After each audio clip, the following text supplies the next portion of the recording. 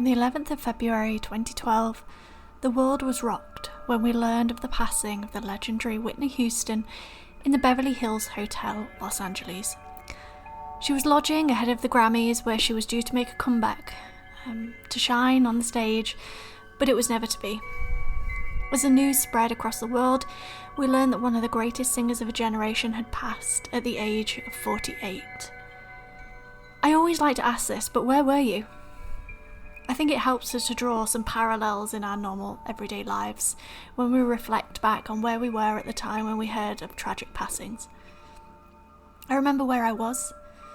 I was at university, I was in my final year, and I was a huge Whitney Houston fan. I remember when I was younger, I would listen to I Wanna Dance With Somebody on repeat in the summer months when I should have been going to bed.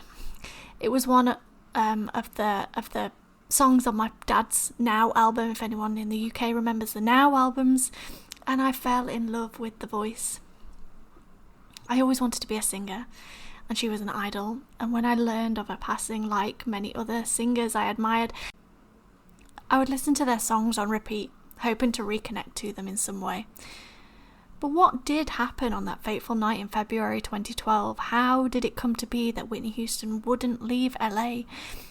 And why then?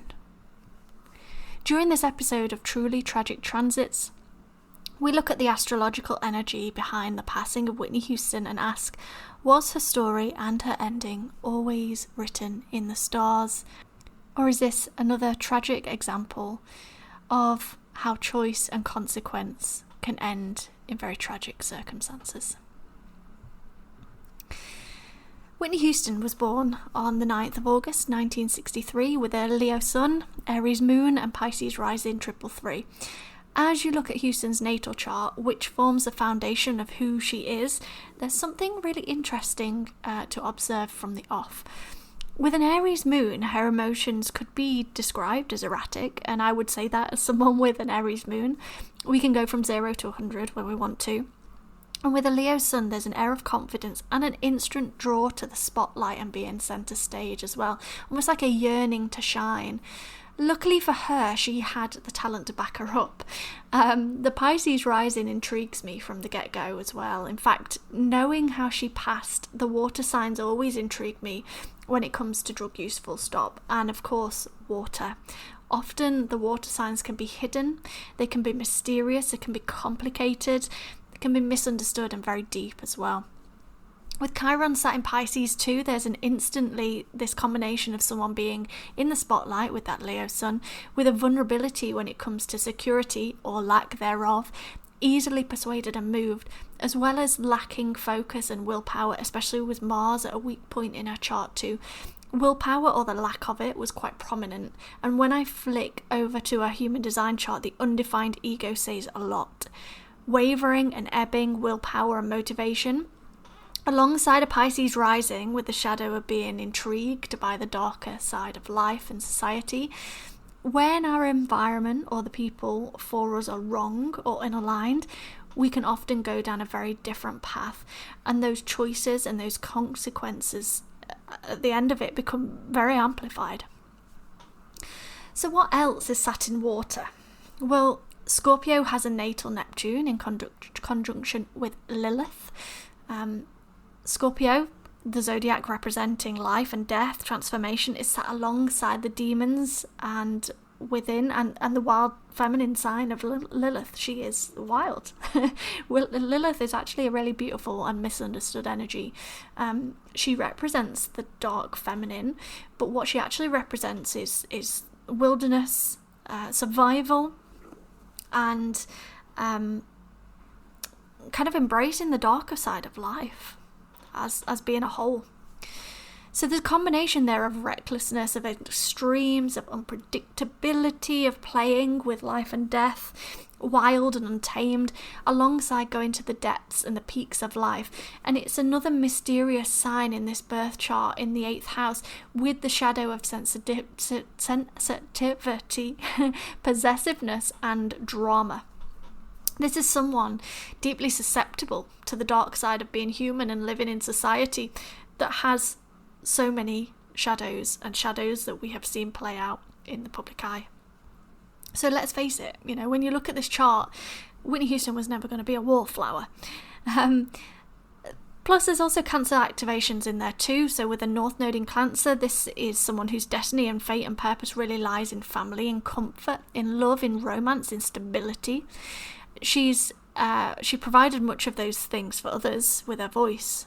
She provided a lot of comfort. She spoke and emitted love from her voice.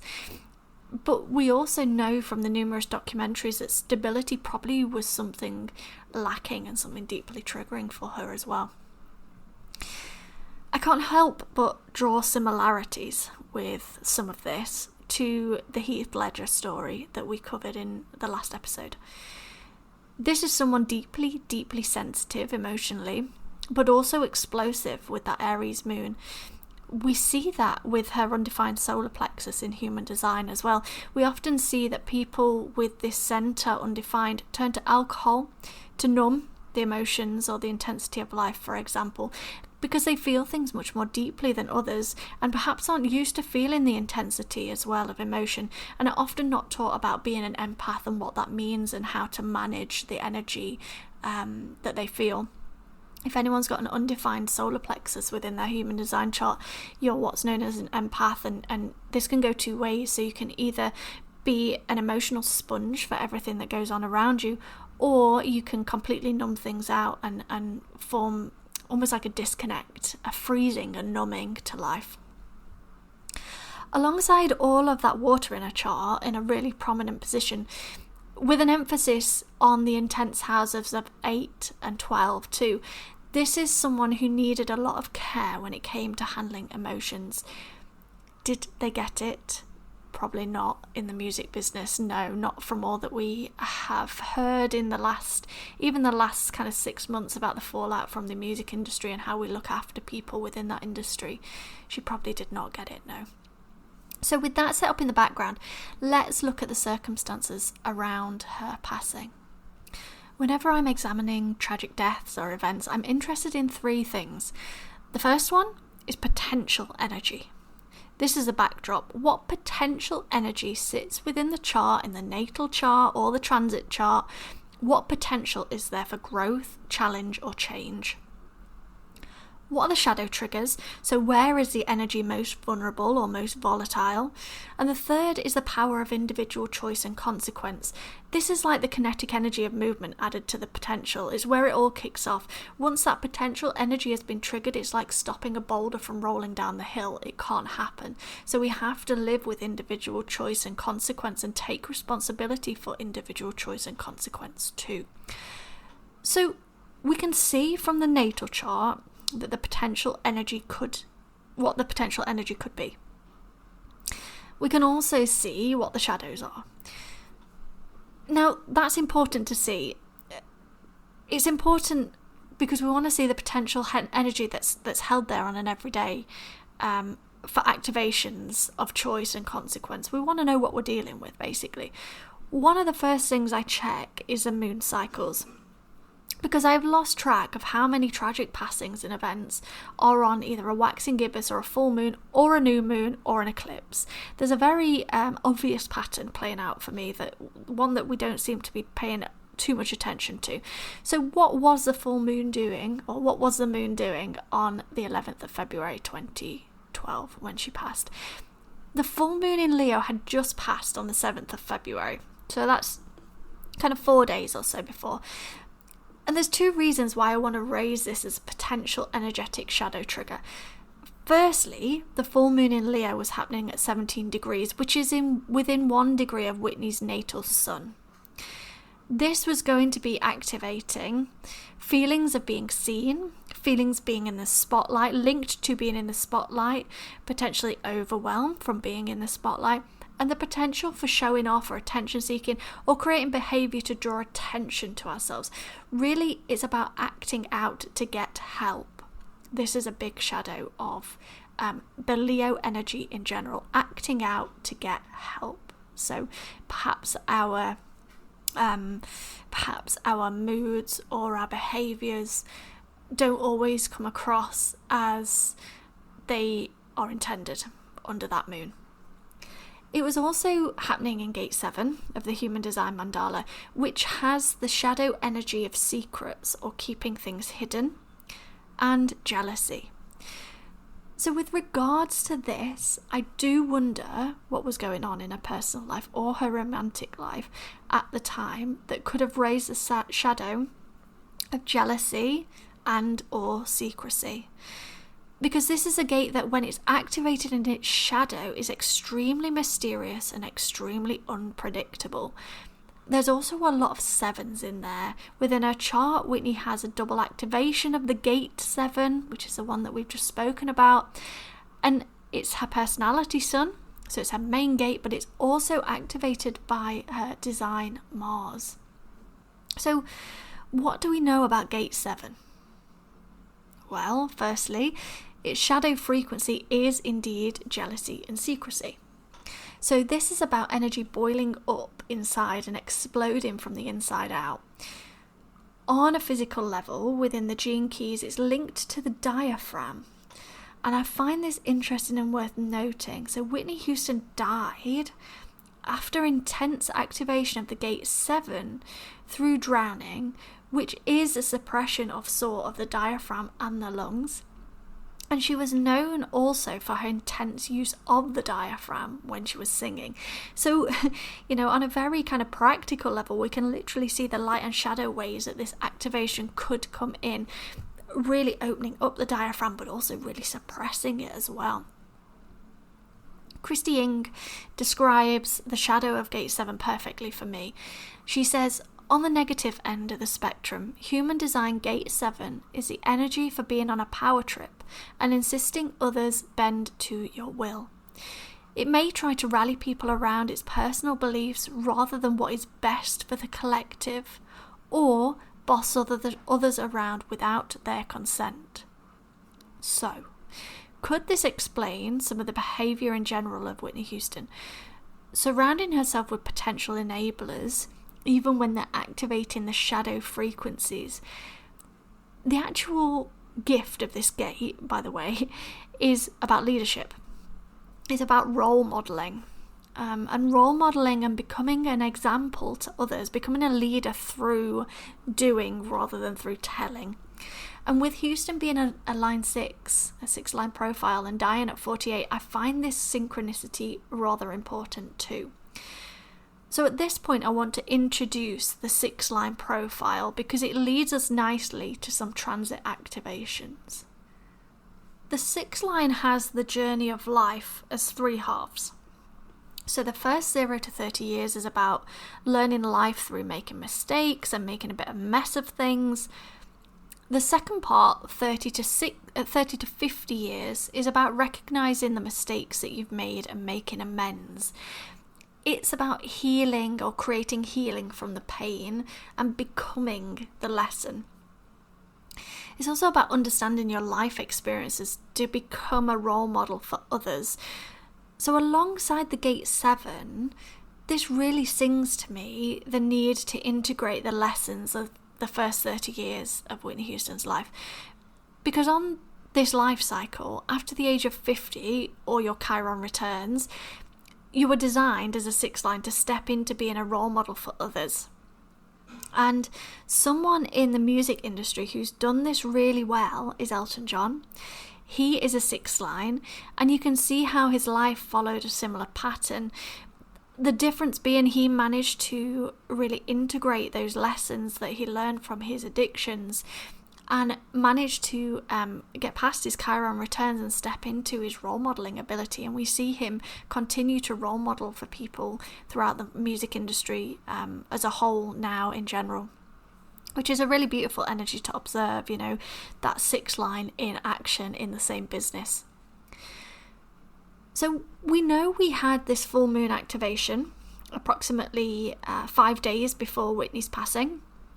And from reports, we know that she was acting, quote, erratic on the day before her death. In the days, before her death, not just on the day before her death. This doesn't give us a timeline, a very specific timeline, but we can assume that in the days before her death would indicate more than 2 days before her death. Otherwise, they would say day.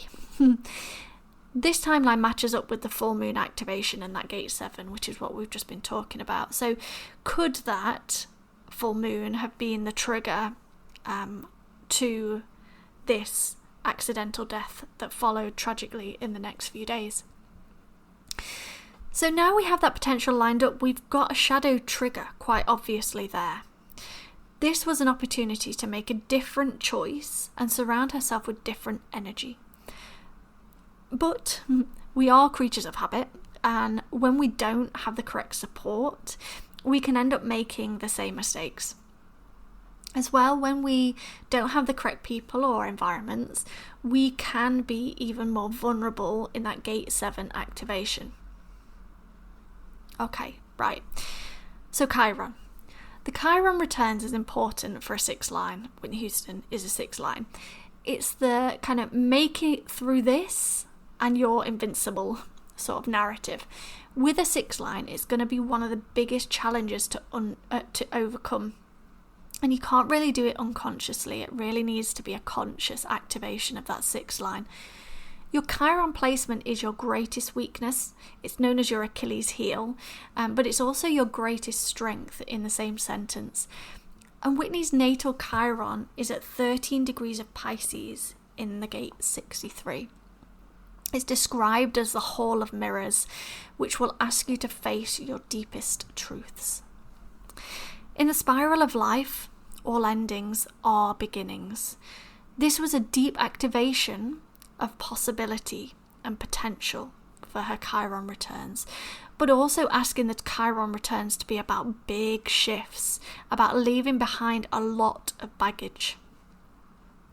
And at the time of her death, Chiron was at 4 degrees of Pisces, so this Chiron activation was activating her 12th house. It was her approaching her returns quickly, but that 12th house causes me some alarm bells. As a transit, this does make me a little bit sweaty. We've got the energy of Chiron, which we know is about deep wounding and often subconscious wounding. It's about our Achilles heel, where's our weak spot, sat in the 12th house with the potential to create endings and potentially death. This is quite a common outcome for 12th house activations. Now, I don't want people to panic when they've got 12th house activations, but I do want people to be aware that they're there, because they do throw up the possibility for weaknesses within our psyche and within our everyday lives to become something bigger than actually what they are. They become disillusioned. Add in the natal Chiron wounding being about facing your deepest fears and your deepest truths. This was an incredible potential for rebirth and for new life and for new possibility, but it was going to ask her to face that hall of mirrors and to face her deepest depths first. As a transit, Chiron was only 4 degrees away from her first house when the death occurred. So she had maybe a year to truly overcome and endure the struggles she was feeling and facing before she would feel a huge energetic shift and change, dependent on choice and consequence, of course. She was so incredibly close to stepping into that role model energy and becoming the mother or the grandmother of pop, much like Elton John has taken up that baton for the guys. At this time in her life, if she knew about this potential energy a little bit more within a therapeutic setting, she should have been supported in integrating her Chiron wounds and her Chiron lessons. And it's highlighting that really her biggest vulnerability is being activated right now as a chance to overcome the lessons, helping her to understand the riptide that was engulfing her, but also giving her information on how to swim out of it. So what were those lessons? What was rising to be healed and to be integrated? Well, Chiron in the first house highlights the shadows of impulsivity, recklessness, impatience, frustration, at things moving too slowly or not moving quickly enough for you. This is something we can work through to more deeply understand patterns of behaviour, especially when it comes to drug use. That first house, so with drug use, what we will often see is we'll see a lot of kind of Aries placements, Mars placements, but also activations of Scorpio or Pisces as well. So there's some quite common places that we can look to see, okay, what's maybe fueling this, what's sitting behind it, what can we help with psychologically to be able to work through these issues that are coming to the surface. So what specifically triggers those patterns of behaviour? Who, where, when? Is there a pattern with lunar cycles, for example, to keep track of, or hormonal triggers?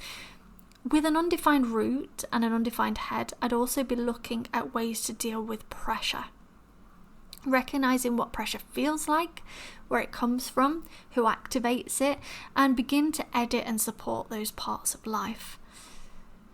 And Chiron in Pisces highlights the shadows of lacking focus, drifting through life. Jealousy and security issues can also be highlighted. The word jealousy is popping up again there. The need to put more structure into long-term aims and goals or visions perhaps as well, and not feeling like you're just floating through and not achieving anything. We always need an anchor. We always need some form of purpose. It doesn't need to be anything big.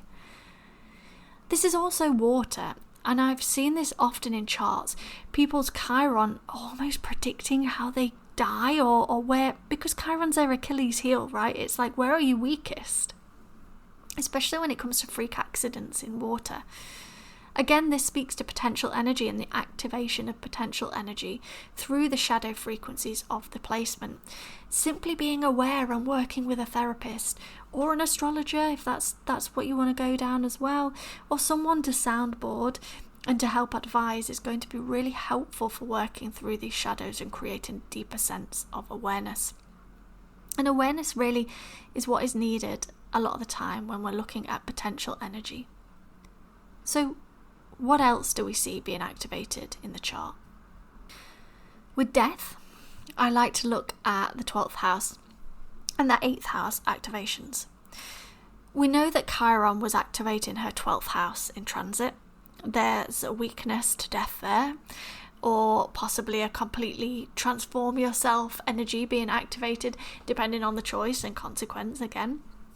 But what's also interesting is the activations in her 8th house. The 8th house, by the way, is ruled by Pluto. So this is a planet of life and death ruling the 8th house. Any planet transiting the 8th house requires some understanding and assistance when navigating to learn the lessons and to transcend. Natally speaking, Houston's 8th house placement contains Lilith. You may have heard me speak about her before. Representative of our demons and the wild feminine. Whereas Chiron describes our weaknesses or our Achilles heel within life, Lilith represents our demons. Lilith in the 8th house really speaks of addiction and risk-taking, our demons closely linking or taking us to the brink of life and death and bringing us to life and death situations with this darkness attached to it. And in Scorpio, it also represents emotional volatility and water. Again, we've got a major activation of water being something to watch out for and to be careful with. Another activation of note is within the natal chart, Neptune and Lilith. Neptune, the ruler of water, and Lilith, our demons, are conjunct together. They are self-reliant. That's a truly deeply mysterious, dark, heavy energy potential. It's the potential for incredible creativity and shining a light on the darker side of life through our creativity with the 6th line, to becoming a shining beacon of light in the darkest of places. But there's a need to step out of that darkness in the first place. And as we know, her death was linked to cocaine use and the fallout of cocaine use. So we know the healing work hadn't been fully done, and the potential was, yet again activated by the energetics on the day or on the lead up to the fateful day. There was an opportunity here to overcome addiction with the correct support, and I keep emphasising this word support and correct support because it's so incredibly important. We all need support, we all need help, we all need to get better at asking for help. But it was very reliant on people understanding the energetic tide and undercurrent that was underpinning this behaviour in the first place. And unfortunately, a lot of therapists, psychiatrists, people who work with mental health aren't willing to look at energetic tides, or are somewhat blind or numbed to energetic tides. And I feel like this could be really eye-opening for a lot of people working in the mental health services.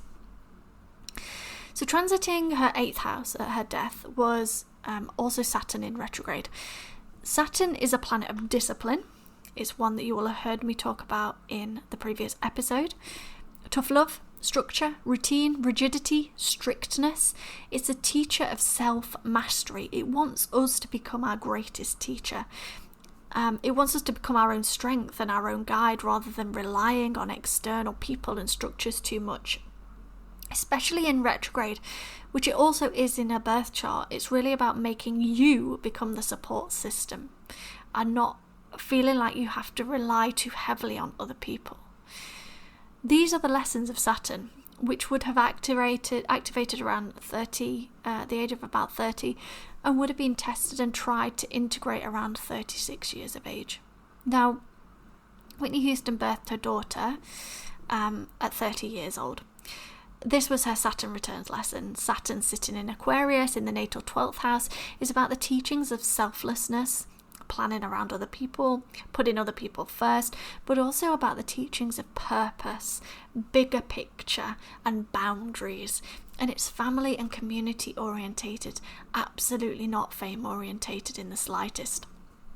Hopping back to something I said earlier, Whitney's Chiron, her Achilles heel, was at 13 degrees of Pisces. When her daughter, Bobby Christina, was born, her natal sun and Lilith, remember Lilith is our demons, was at 14 and 15 degrees of Pisces. These are two birth charts deeply entangled in the darkness and susceptibility to the demons of life. Pisces energy is us swimming just below the surface. It's not so deep and dark that you're completely kicked out of society. That's more Scorpio, being at the real depths. But it's like a slowly drowning energy. Each choice you make, you take a step slightly deeper into the water. A bit like a baptism. There's the option to take a step closer to the surface too, and to get air to breathe. But this is the power of choice and consequence. And when charts look this vulnerable, people will require more support out of those shadows and out of that darkness. Lilith and Chiron, within a birth chart, alongside transits and initiations like nodal returns or Chiron returns or Saturn returns, for example, really need to be understood more deeply to be able to do this. An emphasis on people and places and making choices for yourself alongside the guidance of where we're vulnerable and how we can navigate these vulnerabilities. For me, we can see the lessons here from Whitney Houston's death.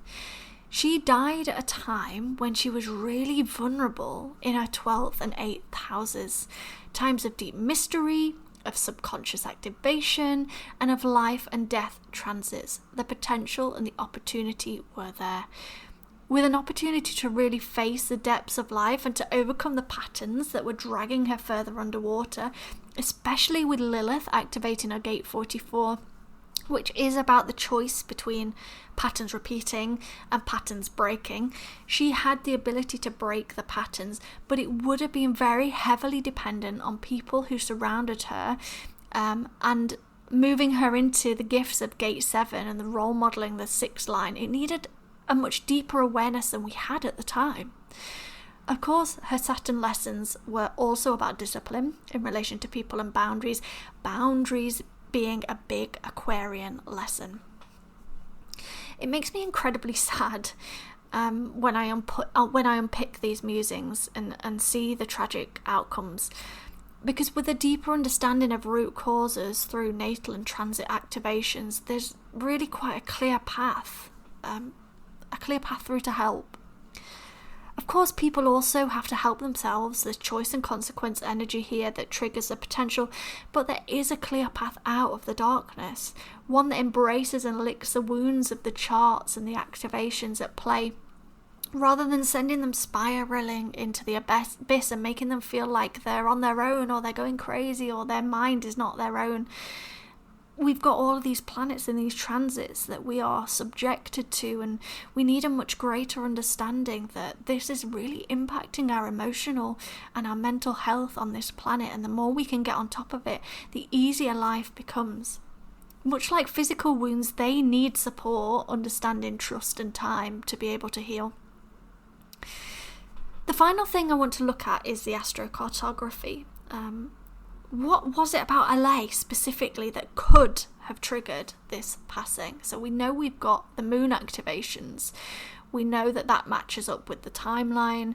We know that that full moon has been known to be quite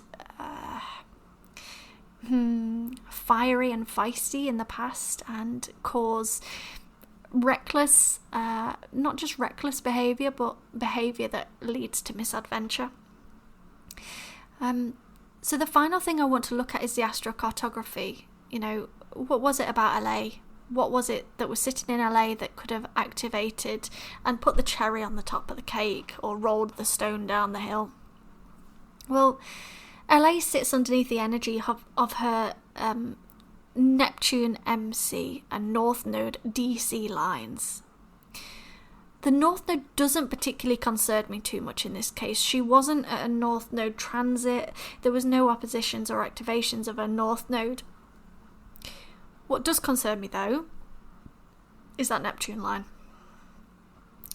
Knowing that her Neptune and her Lilith sit together means that her Lilith line would also be running very close to where she was. As a side note, the charts don't show Lilith lines automatically, but we can start to plot them based on where we know they are in the natal chart. So we know that if she was under her Neptune line in LA, she would also have been under her Lilith line too. So this means that LA as a place, Los Angeles, was somewhere where Whitney would feel the pressure and weight of her Neptune and her Lilith placements.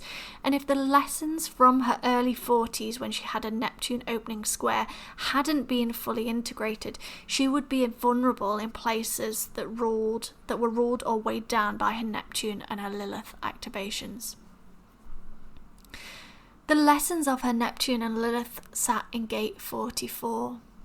A splenic activation concerned with survival, and a gate that teaches us about forgiveness in the mistakes that we've made and an opportunity to learn from our mistakes. We have the opportunity to repeat or break the cycle. What I often see with splenic activations as well is an inability to rid our body of toxins, or a deep sensitivity to toxins, things like alcohol, things like drugs. Splenic activations can be really sensitive to this. There are just so many synchronicities for me, and so many opportunities to overcome obstacles that just make this story so sad. At the time of her death, the astrocartography also shows the pressure of the impending Saturn IC line, reminding her of her family, boundaries, discipline in terms of family life, and providing that structure. And we know from sources that she spoke to her mother on the phone around 3:15 p.m. and her mother reported her as seemingly fine. They were the words that she used, seemingly fine. But less than 30 minutes later, she was found deceased. So something within that 30 minutes had re-triggered something that could have risen to the surface and caused this untimely end. At the very beginning of the podcast, I spoke about the moon and the potential impact that the full moon had a few days earlier on Houston and on her mental and emotional well-being. Well, guess what? Planet transited over LA during those 30 minutes between the phone call and her being found dead. The moon line. We see this again. We saw this in Heath Ledger's story in the first episode. This triggering of the moon and emotional and mental health problems coming from it. And for Houston, this was a moon line with the opportunity of re-triggering emotional instability that we experienced just a few days earlier on the full moon, with the wounds of Gate 7, the jealousy, the secrecy, and the strength of leadership and courage to move forwards would have been challenged. There would have been a clear choice in those 30 minutes. spiral deeper underwater, or throw yourself a lifeline and float out. The problem is when the environment is incorrect, that's not always an easy decision to make. I can only speculate, of course, but this transit, alongside the backdrop of what was happening a few days earlier, alongside news reports from the time, for me is very significant. If the correct support was in place, if there was an understanding of the energy and triggers that would and could arise in LA in general, but also during that period of her being there, I do believe that this is another avoidable death which needed understanding and guidance from a much wider and deeper perspective than we currently offer within mainstream well-being, health and mental health services and spaces. Because this was a time when Houston would have been vulnerable for many, many reasons. The moon was activating her main gate in human design, the gate that rules the rest of our chart and therefore our destiny. The Achilles heel of her Chiron in the 12th house was being activated at that time, 12th house being heavily linked to potential for death. The darkness of her natal Neptune and Lilith was sitting atop of her in LA, putting pressure on the demons and the wounds that she would have felt, and also adding an air of mystery. And Neptune can often create this feeling of never being able to solve a problem. It's never being able to get to the root of it. It's not seeing clearly a way out.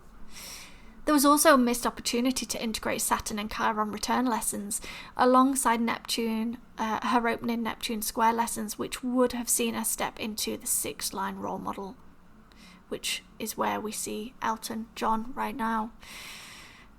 These were quite obvious lessons from an astrology perspective, and reminds us really of the need to really get to know ourselves and each other better, warts and all. The added complication really to this story comes with her daughter, Bobby Christina. With such a tangled 12th and 8th house placements, there was always going to be a risk that Bobby would not survive without her mother, especially at such a vulnerable age when we see people undergo their closing Saturn square and their opening Uranus square. Bobby Christina was Whitney's Saturnian lesson, and Whitney's passing was Bobby Christina's Saturn return lesson if she could get there. So what was there for Bobby Christina to integrate and learn from? With Uranus in Capricorn in the 8th house, we have the real deep sensitivity to shock and sudden change. Uranus in Capricorn isn't a natural combination. Uranus isn't is not far from being home in Aquarius, but in Capricorn it's somewhat nervy.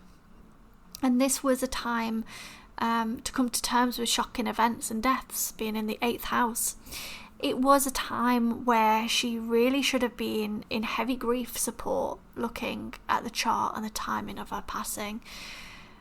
I'm sure she would have been in grief support, but had the grief support truly understood the nature at which she was suffering? Who knows? With natal Saturn in Aquarius in the 9th house, this was the lesson of discipline and routine in relation to boundaries. Aquarius being heavily influenced by boundaries or lack of them. Also in relation to people and relation to values as well. It would also have been an opportunity to explore topics more philosophically, so travelling with the mind and learning. This was a real time for self-discovery and self-mastery, which is something which weighed heavy in her mother's chart and her passing as well. The full moon building, which would have happened just 5 days later, a time very similar to the time frame between her mother's emotional intensity and her passing, which was again 5 days later, also raises some synchronicities in terms of how we feel energy. And the full moon building was about to be in her 8th house, the house of life and death and transformation. Another indicator of vulnerability for someone with an undefined emotional centre, where they would have been really feeling that intensity of the moon and the themes that would be building around life and the inevitable polarity of death. On the date of her death in 2015, there were no major activations of the 12th or 8th houses. However, The place where she died in Georgia was only a few miles from her North Node line. It was her North Node DC line that she was close to. And this is a place where she would have been feeling the loss of her mother, because the DC lines represent our closest relationships and can dredge up the positive and negative experiences we have with close one-to-one relationships. And the transit in North Node was in her 4th house, a house heavily interlinked with family, ancestry, our safety, emotional security, but also our mother. And this, to me, screams of grief healing that was so desperately needed. Being at a place where she couldn't escape the connection to her mother and her family, it's just a sad set of events all round, which, with proper support and understanding, again, could have been overcome. With explanation as well, really, as to why sometimes this wave of grief may feel more intense than others. But it's not always going to be like that. When we can understand the energetics behind what we're feeling and what is happening to us, it makes it much more easy to understand that we roll with the tide and we roll with the punches rather than getting bogged down by the energetic tide. Finally, during this time, we were heading towards a full moon in Aquarius. The building intensity of the full moon, which sat directly opposite on the wheel the full moon at which her mother died.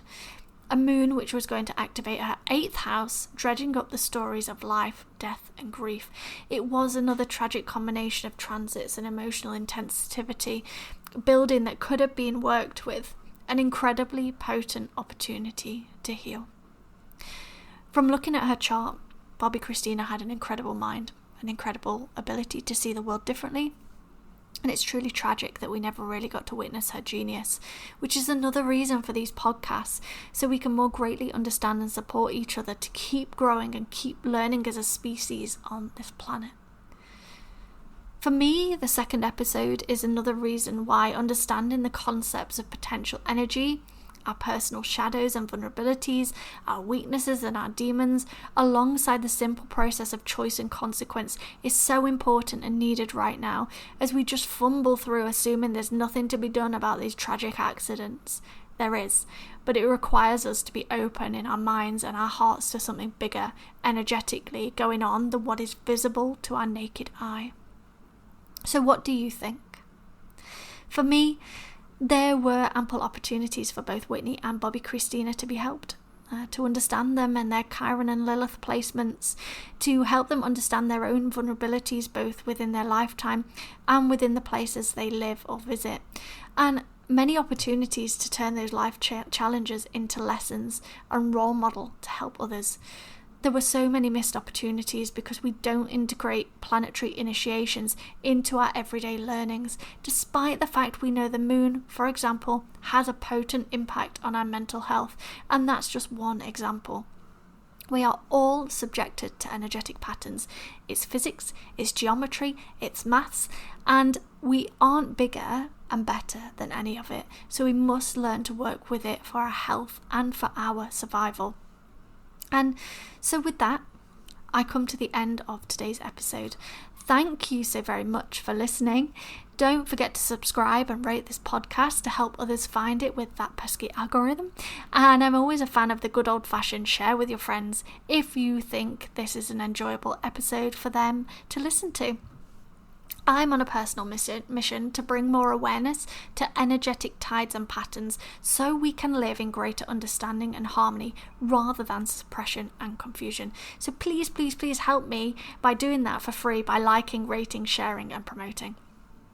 In the next episode of Truly Tragic Transits, we will be exploring Princess Diana and what exactly was going on during that fateful day in Paris 1997.